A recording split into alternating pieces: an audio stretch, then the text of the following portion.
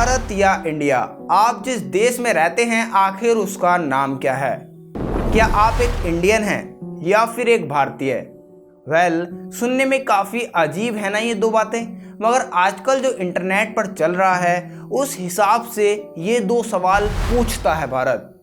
तो मेरे दोस्तों, देश के नाम को लेकर छिड़ी जंग और इसके पीछे के इतिहास को जानने के लिए बने रहें आज के इस आई ओपनर में, क्योंकि आज हम जनता की आंखें खोलने जा रहे हैं और उन्हें बताएंगे कि आखिर हिंद महासागर से लेकर हिमालय पर्वत तक, कच्छ के रण से लेकर अरुणाचल के जंगल तक, बंगाल की खाड़ी से लेकर अरब के सागर तक के बीचों बीच बसी इस जमीन का असल नाम क्या है। तो चलिए शुरू करते हैं आज के अपने इस वीडियो को। देखिए, ये बात है उन दिनों की जब भारत अंग्रेजी हुकूमत के अंधेरे काले दौर से गुजर रहा था। सैकड़ों रियासतों और रजवाड़ों में बटा ये प्राचीन राष्ट्र उस वक्त इंडिया के नाम से जाना जाता था, लिहाजा तब भी इस पर किसी का भी एक छत्र राज नहीं था। हाँ, ये सच है कि इसके एक बेहद बड़े हिस्से पर अंग्रेजों की हुकूमत थी, मगर इसके अलावा उस दौर की 400 छोटी बड़ी रियासतें भी सत्ता में काबिज थीं। खैर, ये साल था 1947 का। भारत को ब्रिटिश राज से आज़ाद करने का रास्ता साफ था।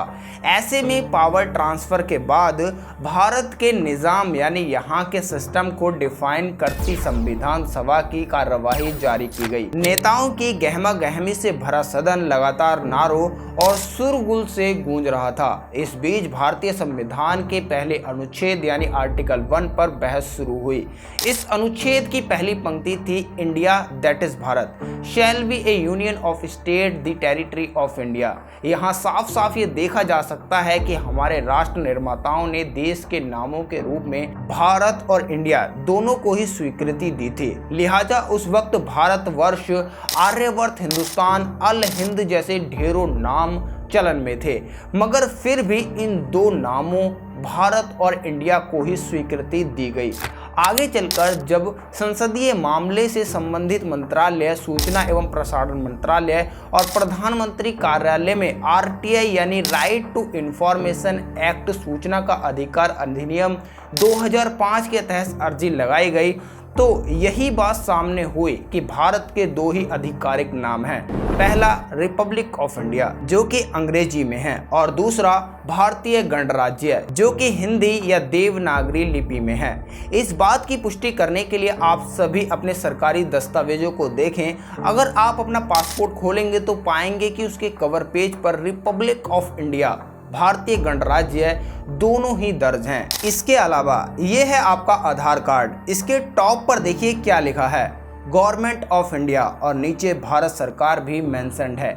इसके अलावा आपके voter ID card, arm licence और पैन कार्ड चीख कर इस बात की गवाही देते हैं कि आप जिस देश में रह रहे हैं उसका नाम इंडिया और भारत दोनों है। अब यहाँ कुछ महापुरुष आकर ज्ञान बांटेंगे कि आज तक हमने कभी भी यूएन की किसी बैठक में भारत लिखा नहीं देखा। वहां पर भारतीय अफसरों और डेलीगेशन के सामने लगने वाली नेम प्लेट पर हमेशा इंडिया ही मेंशन्ड होता है। तो इस सवाल का सीधा जवाब ये है कि इंटरनेशनली या फिर वर्ल्ड फोरम पर इंडिया नाम ज़्यादा मशहूर है और कॉमन इन यूज़ है। इसके अलावा अगर आप वर्ल्ड इंडिया का ओरिजिन देखें तो पाएंगे कि ये वर्ड इंग्लिश लैंग्वेज से आया है। इसे इंग्लिश वर्ड इंडस से डिराइव किया गया है, जिसे ओरिजिनली संस्कृत के शब्द सिंधु से लाया गया है। यहाँ सिंधु का मतलब वो नदी है जो आज भारत और पाकिस्तान के बीच बहती है।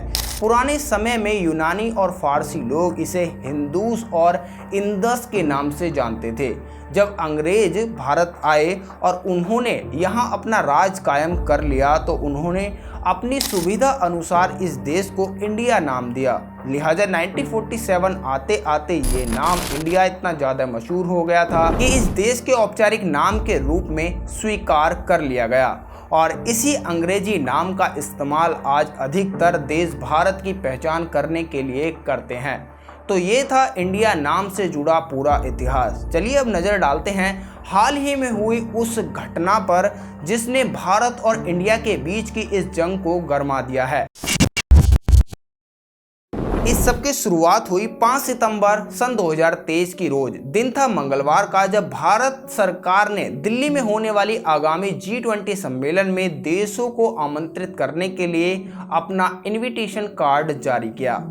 चमचमाते G20 लोगो और भारत की शान राष्ट्रीय चिन्ह आइकन कैपिटल के साथ इस कार्ड में कुछ ऐसा दिखा जिसने सबकी अटेंशन को अपनी ओर कर लिया। ये था कार्ड के टॉप पर लिखा प्राइम मिनिस्टर ऑफ भारत और प्रेसिडेंट ऑफ भारत का टेक्स्ट। इसे पढ़कर बुद्धिजीवियों ने ये आइडिया लगा लिया कि नाम बदलने में मशहूर मोदी सरकार अब इंडिया का भी नाम बदलकर भारत करने जा रही है। खैर, ऐसे में उन्होंने ये जानने की परवाह तक नहीं की, बस सोशल मीडिया पर बकना शुरू कर दिया।